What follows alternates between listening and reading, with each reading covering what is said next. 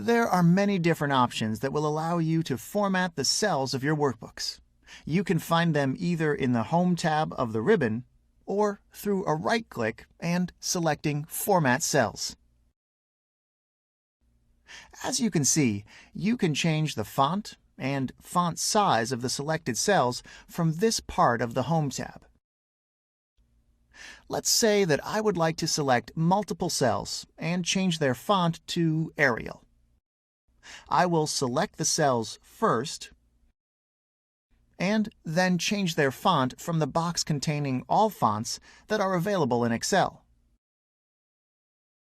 I'll also change the font size of these cells. Let's change it to 12. See? Pretty easy to do, right? We can use these buttons in order to put emphasis on text and numbers. For example, I'll click on this button and the selected cells will be put in bold. I'll click it again and the bold effect is removed. We have the same thing with italic and underline buttons. It is very easy to create borders for the cells that we have selected. I will click on the Borders button and select the type of border that I would like to apply. I think I'll select the All Borders option. And voila! We have our borders. Similarly, we can add all other types of borders. We just have to select which type of border we want. In case we want additional options, we can click on More Borders or open the Format Cells menu. We will be able to find additional options under the Border tab. We can select a border's thickness and color. For example, I will select a thicker border with a dark blue color and apply it to the outer borders of the selected cells. Here's the end result. If we want to change the fill of the cells that we've selected, we can do it from here. I'll color the selected cells in gray. In a very similar way, we can change the font color of the content within the cell by using the button on the right. Let's change the font color to white. Here it is.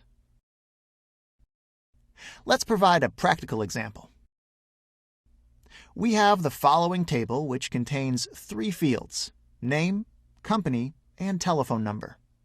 As you can see, the table does not look very good right now. We need to use Excel's formatting options in order to improve its appearance. First off, I'll select the cells of the first column and align all of them to the left. We can use the Align Left button in order to do that. Then I'll do the same thing with the cells from the second column. Let's select them and click Align Left. Very well. The third column is aligned to the left. Given that these are telephone numbers, I would like to have them on the right. I'll select the cells and click on Align Right.